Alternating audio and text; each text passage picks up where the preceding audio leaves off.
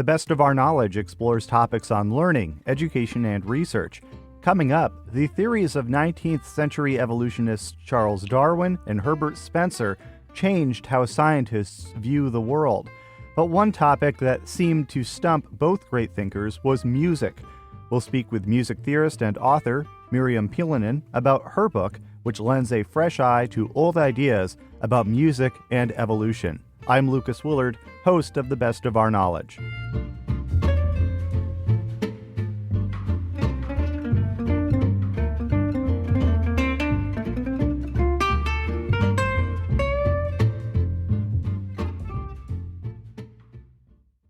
You're listening to The Best of Our Knowledge. I'm Lucas Willard.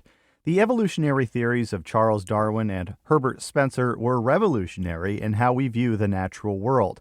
The two 19th century writers exchanged letters throughout their lifetimes, and music interested both men and also, in some ways, eluded them. Music theorist Miriam Piilonen critiques their views and how they're interpreted today in her book, Theorizing Music Evolution, Darwin, Spencer, and the Limits of the Human. I spoke with Piilonen, a lecturer at UMass Amherst, about her book and what drove her to study music's place in evolutionary theory. So when I was a student of music, people were talking about music and evolution quite often. And I started to read about it. I thought it was very interesting. My father's a scientist. He's a physicist. So I was interested in music and science, very curious about how people were talking about music from a scientific perspective, and then more specifically from an evolutionary perspective. And when I first started reading about it, I was quite skeptical. Not because I was skeptical of evolution, but because I was skeptical of how music was being talked about by these evolutionists. So that's really the start of my interest, is I was skeptical of how people were writing about, talking about, theorizing about music from an evolutionary perspective. And so in your book, Theorizing Music Evolution, you focus on two main evolutionists and thinkers from the 19th century, Herbert Spencer and Charles Darwin. And people today are probably very familiar with Charles Darwin, if not just his name. People are maybe less familiar with Herbert Spencer if they're not a psychologist. So could you perhaps give me a little background about Herbert Spencer and who he was? Nice. Yes, absolutely. Just like you said, Darwin is often the mascot of evolutionary theory, especially in the United States, in Western culture. Darwin is the more familiar of the two.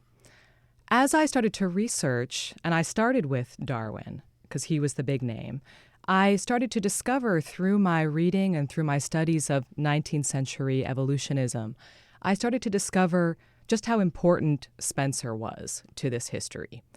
And he was important for many reasons. First of all, he was important because he was theorizing about evolution before Darwin.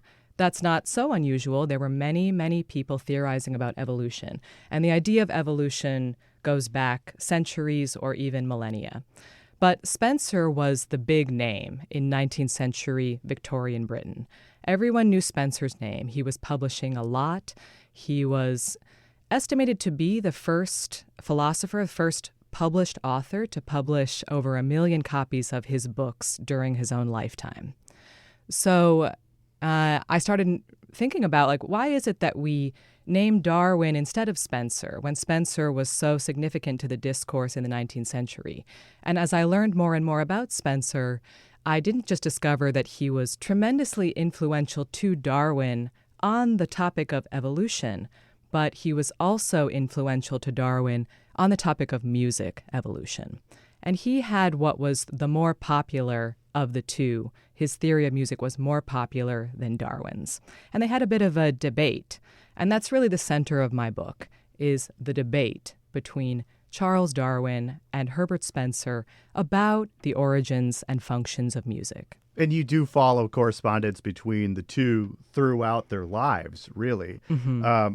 Where do Darwin's ideas on music line up with Spencer's ideas on music? Because they did initially in their early writings communicate about music. It wasn't something that they shied away from. Exactly, yes. Darwin was tremendously influenced by Spencer, and his ideas are often quite similar to Spencer's on the topic of music. And just to give one specific example, Darwin was very influenced by Spencer's idea of reflex action. So for Spencer, what was special about him was he was decentering this godlike view of humanity and how the human species came to be. And in thinking about music, he did not refer to a divine origin for music. Instead, he referred to a material origin for music. So the idea that music isn't coming to our heads from some god or gods plural, but rather is coming to us through our bodies and through the ways that our species have evolved. So for him, music is a reflex action. It's something that human beings specifically do because of their reflexes. And Darwin found that to be a very convincing and very persuasive idea. So he wrote about reflex action, and he cited Spencer on the topic of music.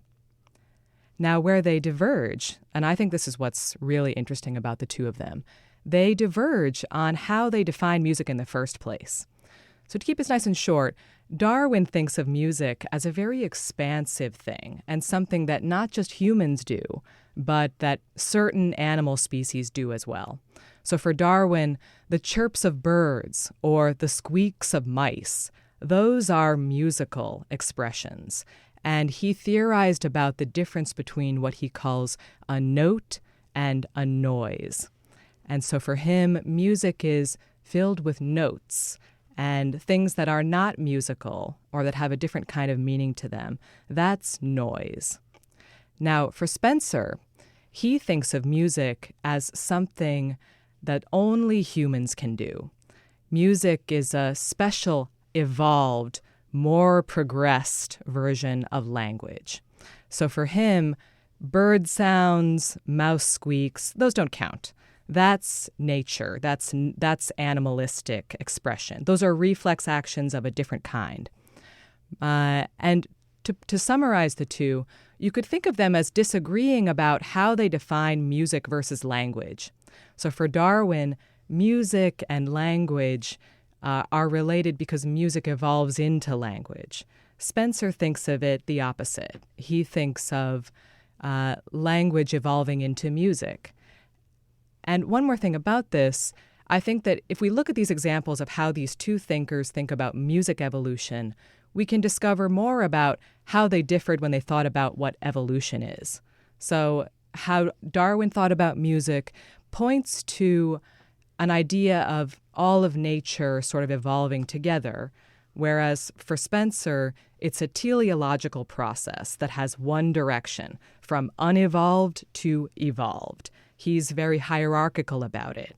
That's why for Spencer, it's easy to think about a phrase like survival of the fittest. Spencer is the one who coined that phrase. So for him, evolution has a direction. It goes forward. It has a telos. It has an end point. It has a goal, which for him is increased complexity. For Darwin, on the other hand, he doesn't think teleologically about evolution. It's not that things are getting more evolved. It's that we can think about how things change gradually over the course of many generations. In particular to Darwin, you write about how his ideas on music and evolution are rooted in biology and sexuality, but also of aesthetics. Yes. And you do a lot of pointing out of who Darwin was, a white man in the 19th century and Victorian times, and how that influenced his thinking too. Why did you decide to draw this element of aesthetics and what you perceived of Darwin's world when he was actually writing these essays? Well, the short answer is that I think of myself as coming at these questions from the humanistic side. In the academy, we sometimes think about a divide between the sciences and the humanities. I'm trying to bridge that gap. Obviously, this book is a little bit about art, humanistic thought. It's a little bit about science. But I wanted to get the question from a more humanistic side of things and really question these scientific approaches to music and subject them to humanistic scrutiny. So for that reason, studying Darwin or studying Spencer, it doesn't just mean reading their science, and it doesn't just mean looking at their research studies. It means looking at who they were as people and where they were living and what their culture was like. And so for Darwin, being situated as he was within Victorian Britain, he was exposed to certain kinds of ideas that affected how he thought about music. Spencer as well. Both of these two were living in the same historical time period and were exposed to many of the same ideas, and they came to many of the same conclusions. But they also came to different conclusions. So I think, biography, background, context, they tell a very important part of the story. And there are also contingencies that have to do with these two thinkers' unique personalities, one might say. And you're also not afraid to call out these thinkers at times racist or misogynist. Why do you think it's important to use these labels for these thinkers, which people today may see as, oh, well, I didn't know he was a bad guy, or, Darwin may not have thought of himself as a racist or a misogynist at the time. But why use these adjectives to describe these thinkers? Well, I think misogynist is a very accurate and useful term for thinking about Darwin and Spencer as well. I focused more on Darwin's view of gender and sexuality in the book because it's so important to his theory of evolution and so important to his theory of music.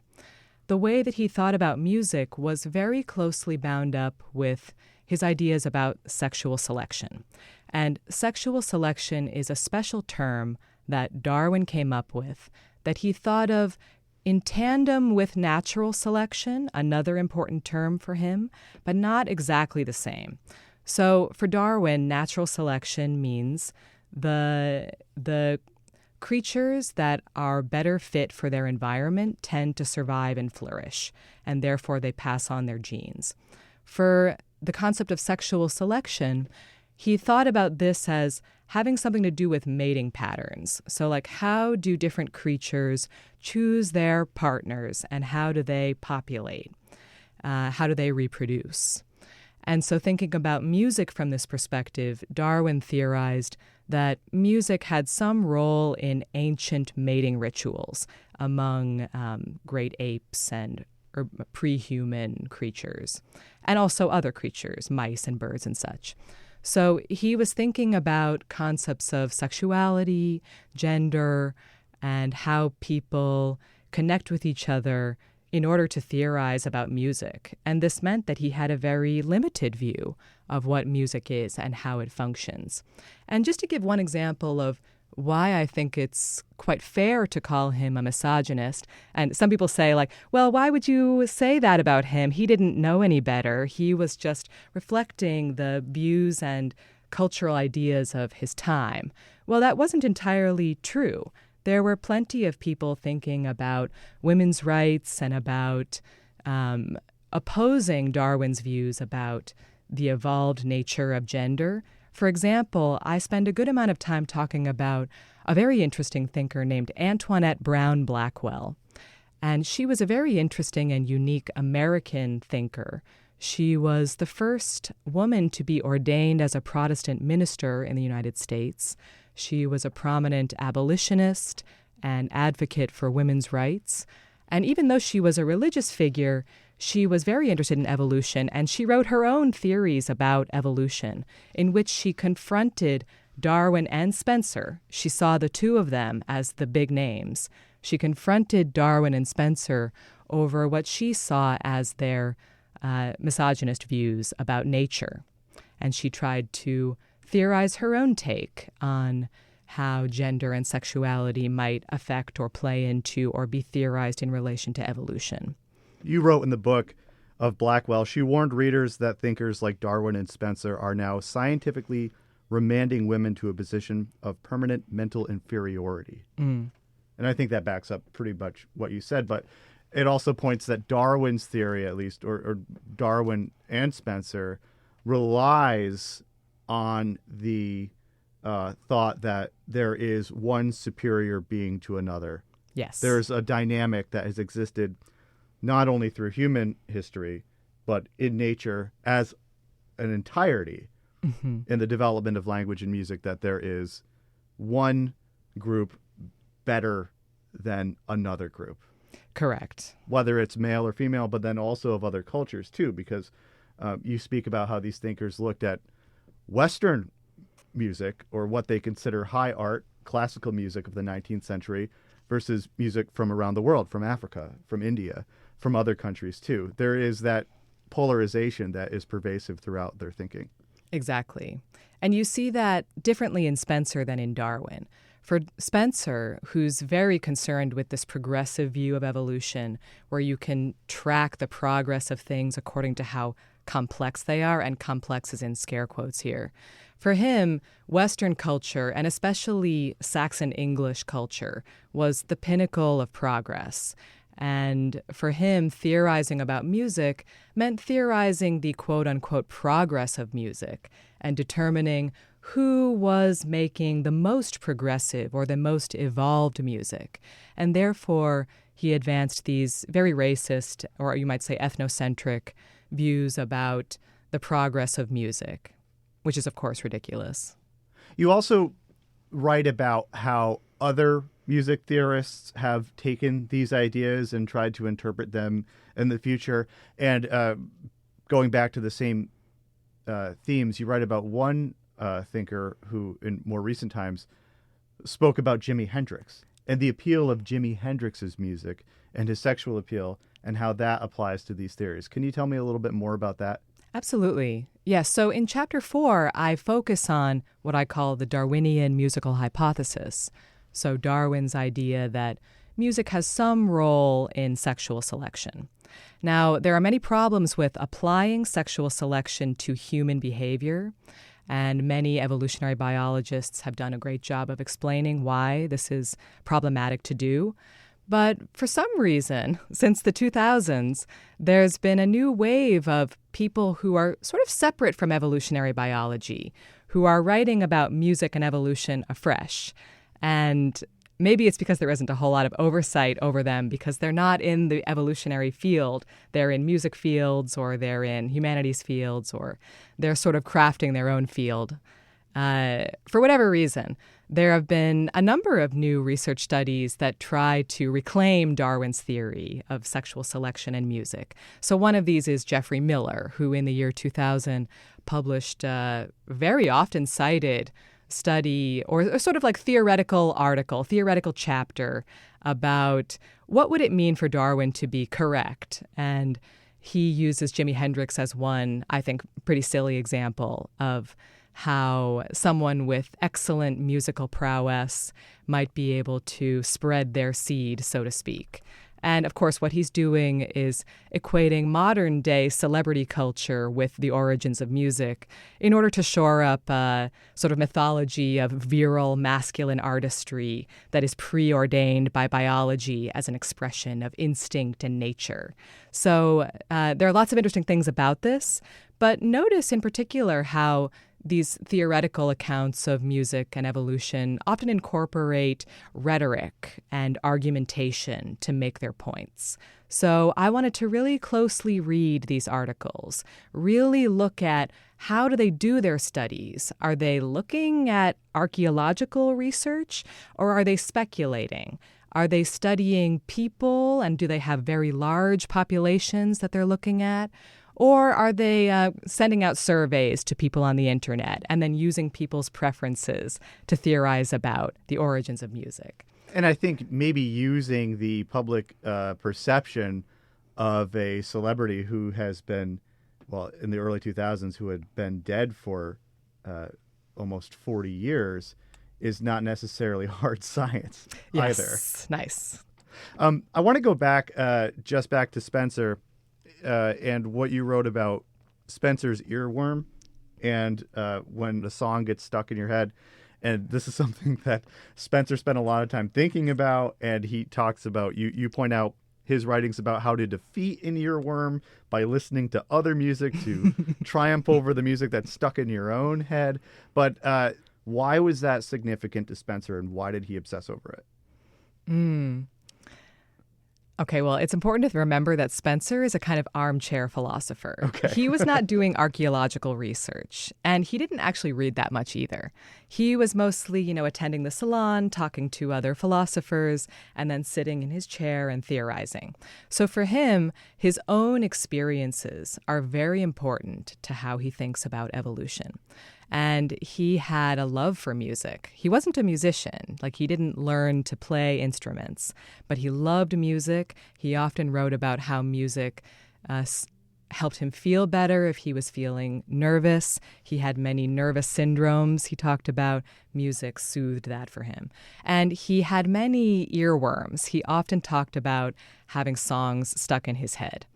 And one of the things that made him think was, why do I have this something that's playing in my head on its own? I'm not controlling it, and I can't stop it, even if I really want to. So what does that mean? And for him, what that meant was something about subjectivity, something about selfhood.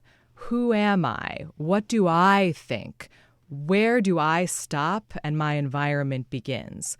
And one of the most important things about Spencer's philosophy as a whole is he's very interested in relationships, or what he calls correspondence. And he started to theorize about a subjectivity that was always already in correspondence with the other. So the earworm is the perfect example for him of the porousness of himself, the fact that he's always already interpenetrated with others. And whether those others are ideas, environments, people, books, they're coming in and out constantly. There's a correspondence or a negotiation that's always happening. So that's why the earworm was really interesting to him. It was a kind of I that is not I, a self that's coming from the outside in.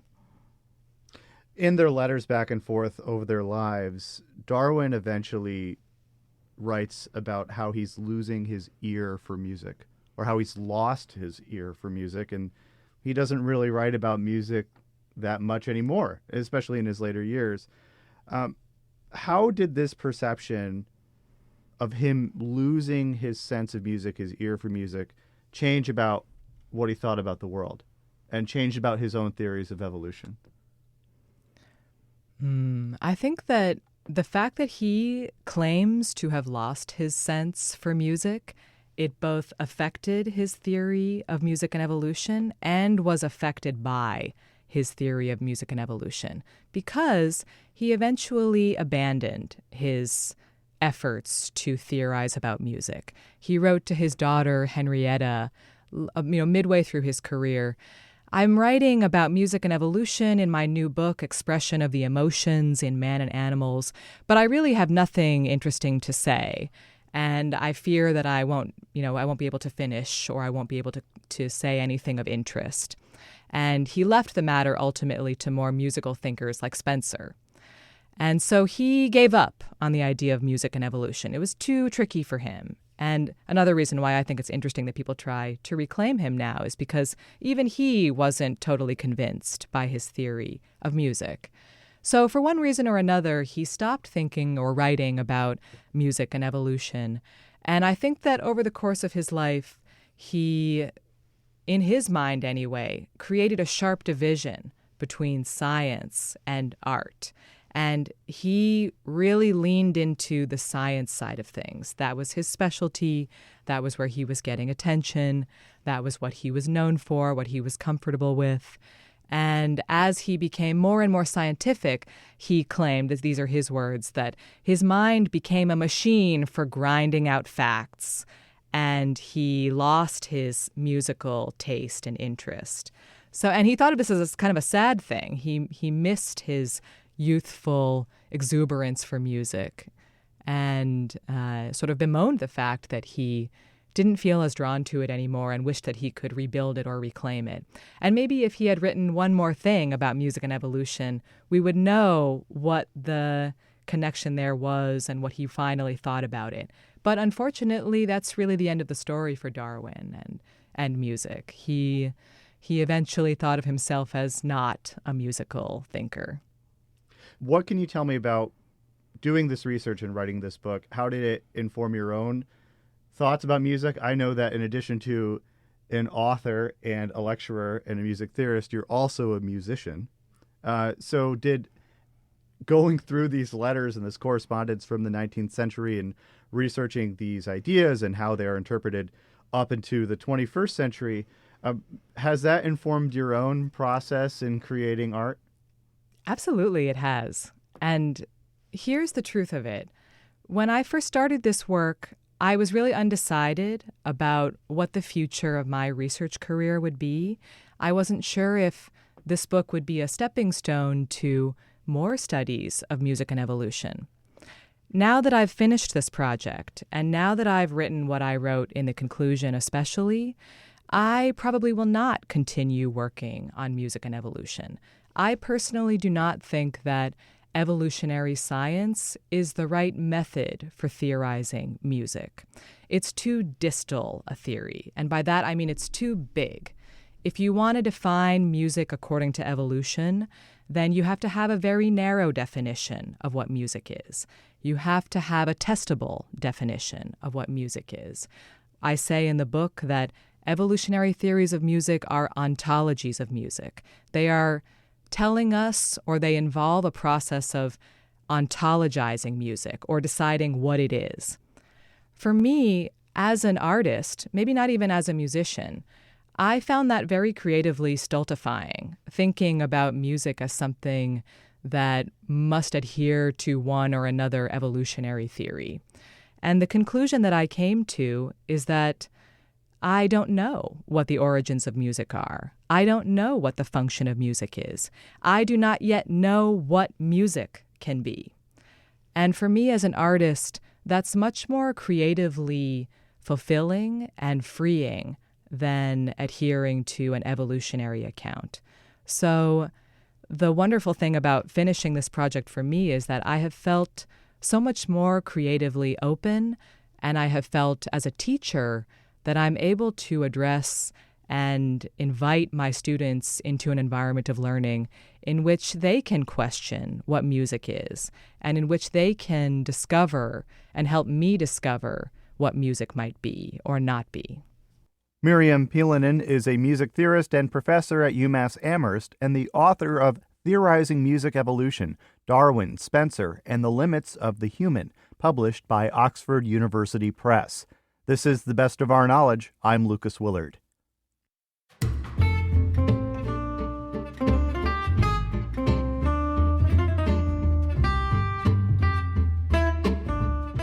This has been The Best of Our Knowledge, episode 1742.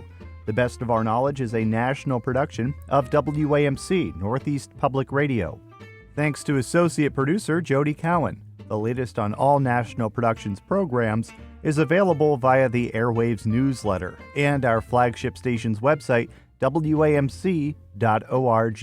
Until next time, I'm Lucas Willard.